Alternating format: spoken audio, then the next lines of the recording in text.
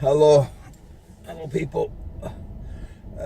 Not sure this is right now. It's gonna be on what's it called? LinkedIn, Facebook, Twitter, Snapchat, Instagram, Pinterest. We're going by Tumble. I think that's the way you pronounce it. I know it's kind of dark, so I apologize. It is actually 9:35 p.m. in the evening. So I'm driving to go pick up my daughter in the old part of the city, which is about, I believe, 15-20 minute drive to get there. I guess that's the way it rolls. I know people hate that word. I used to hate it now. It seems like I'm regressing. Anyway, so one of the topic I wanted to talk, sometimes I don't like to talk about religion, but really yes, my hair, I'm letting it grow. That's why it looks like I look like a freak, is because I'm back to letting it grow. I cut it short because I was trying to prove something to myself. Because in my book, I talk about how long hair gets you connected to the spiritual realm much easier than having short hair or being bald, which started around, I guess, the Roman Empire's time. So, listen, I'm going to use something where I'm going to talk. Some of you, especially those who are atheists or totally against religion, which I totally understand because it's been corrupted. I'm going to talk about something about Saul, which a lot of you know that he changed his name to Paul.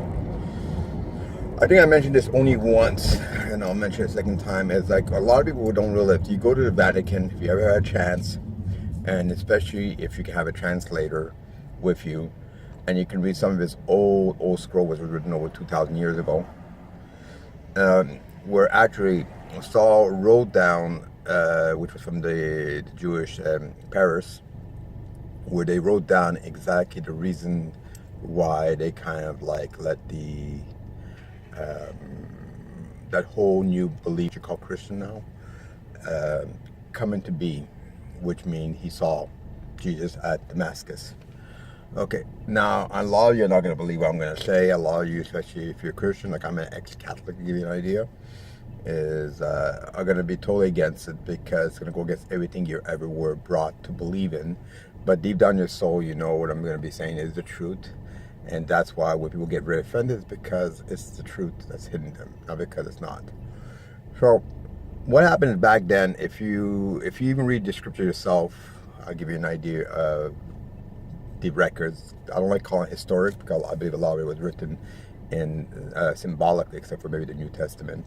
When I'm talking about the Torah or the Midrash and all that, which originally was oral before it became written, is that what was happening is that a lot of Jews, Hebrew, whatever you work on, all of a sudden were changing the whole belief of the system, meaning accepting that this Jesus was the Messiah, or things went a little wrong, and then they started this whole second coming, which in the Torah it never talked about second coming. And then there was other Jews which were going out there were persecuting and killing other Christians, but they weren't because they were Christian, because they were Jews, and Jews take it very personally. If you read any of the Torah, especially what you call the Old Testament, is that whenever a Jew used to break the rules, you spare them, kill them. That's the way it was back then. I'm not saying it's done now this way. We're much more civilized. Back then, that's the way it was handled. So the only reason then he had to stop. So what they did, they all got together, which I said, you can look it up. Don't listen to what I'm saying. You can look it up. You can't find it on the internet. You have to go to the Vatican himself, where they keep all the record. And anyways, so they needed to do something to stop getting Jews to convert. And there was only one way to do it. I'm going to explain to you how. See, one of the reasons when the first temple came down, which had to do with King Solomon, which was the son of King David, is that the Messiah is supposed to come from the bloodline of King David, meaning the blood, which would also be the bloodline from King Solomon, correct? Okay, and it's always from father to father, not from mother. It's from father to father. The line, the blood has to come from. It makes it very clear from the father. So Solomon did one mistake. When he created the temple, he was the first one to create the old temple. Then when he got married to all these different women from different nations, different beliefs, he let them bring along, not just put the temple inside the tabernacle or the temple, is he started having these other gods being a part of the Jewish tradition. So the Jewish people kind of lose themselves. Not just King Saul, but the people himself. So he kind of mixed it in.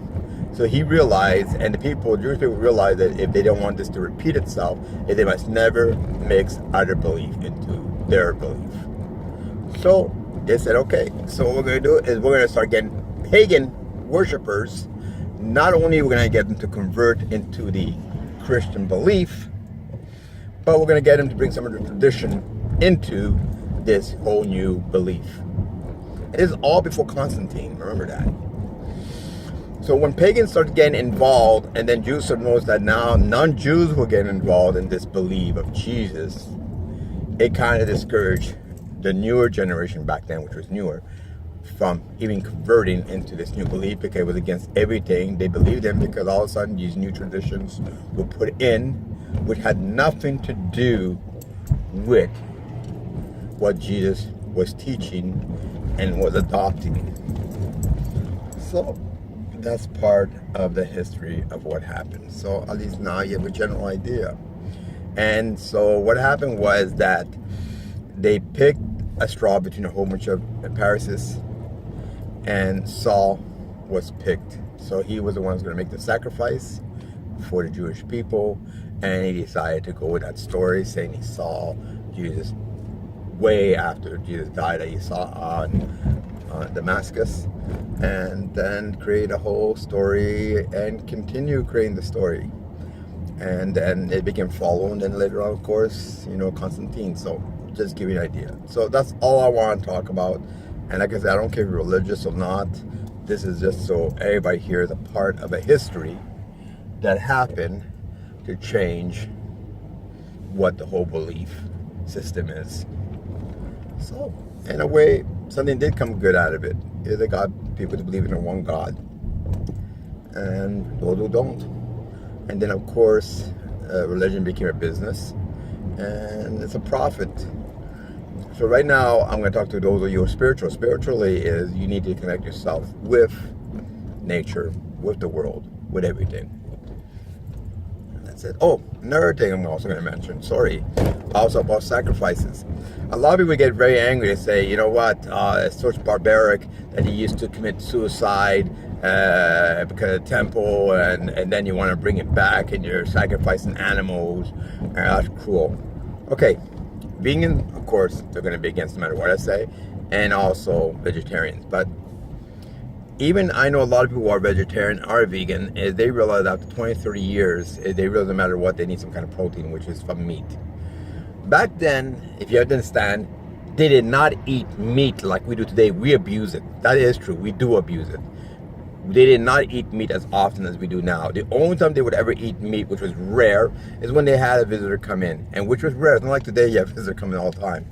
It was super, super rare. And then whenever they would do the sacrifice, okay, because they didn't believe in wasting the animal, which was a bigger sin than anything else. So what they would do is they would make an sacrifice, which would be the temple doing it, not regular people, not the regular population. And then all of a sudden is the meat, they would distribute it to all the population, and that's how they would eat the meat. And only on time of sacrifice. Okay, that's it. That's all I gotta say. What am I, 8 minutes? Not bad. So, giving you a heads up. So sacrifice wasn't really as bad as we thought it was. And plus, meat has been proven that it does help you, as long as you don't abuse it like we're doing now. Ciao and good night.